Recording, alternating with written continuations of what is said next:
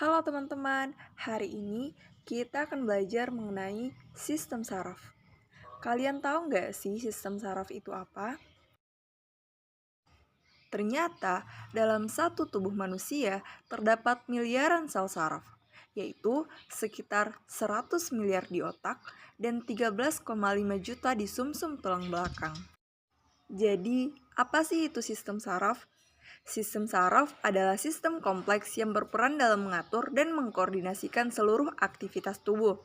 Sistem ini memungkinkan kita untuk melakukan berbagai kegiatan seperti berjalan, berbicara, menelan, bernafas, serta semua aktivitas mental termasuk berpikir, belajar, dan mengingat.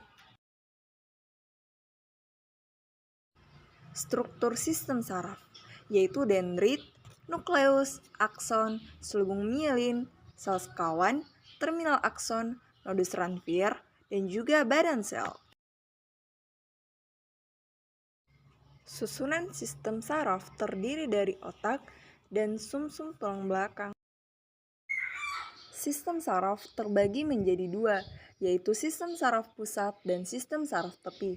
Lalu, apa perbedaan dari kedua sistem tersebut? Sistem saraf pusat terdiri atas otak dan sumsum tulang belakang. Sistem saraf pusat ini berfungsi sebagai pengendali utama pada tubuh. Sistem inilah yang mengatur pergerakan tubuh kita.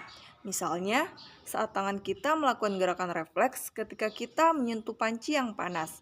Gerakan refleks itu tanpa kita sadari merupakan tugas dari sistem saraf. Mengapa sistem saraf bisa mengontrol gerakan tubuh? Karena sistem saraf pusat mampu mengolah informasi atau rangsangan yang diperoleh dari indera-indera tubuh. Informasi dan rangsangan tersebut disebarkan ke seluruh tubuh sehingga tubuh kita bisa merespon gerakan apa yang harus dilakukan ketika menerima informasi tersebut. Selain otak, sistem saraf pusat terdiri atas sumsum tulang belakang. Sumsum tulang belakang ini terhubung dengan otak.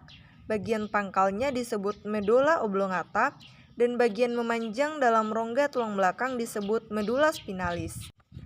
Medulla oblongata berfungsi untuk mengatur denyut jantung, menyempitkan pembuluh darah, melakukan gerakan menelan, batuk, bersin, dan juga muntah. Medulla oblongata menjadi pusat kendali pernafasan manusia. Sistem saraf tepi tersusun dari semua saraf yang bercabang dari otak dan sumsum tulang belakang ke seluruh bagian tubuh manusia. Saraf sensorik adalah saraf yang menerima rangsangan dari lingkungan sekitar, kemudian diteruskan kepada otak. Inilah mengapa saraf sensorik banyak ditemukan pada indera penciuman dan juga indera perasa. Saraf motorik yang menerima perintah dari otak dan sumsum tulang belakang, serta mengantarkan perintah tersebut ke organ tubuh manusia lainnya. Saraf motorik dibagi menjadi dua macam, yaitu saraf somatik dan juga saraf otonom. Saraf otonom terdiri dari saraf parasimpatik dan juga saraf simpatik. Sistem saraf vertebrata.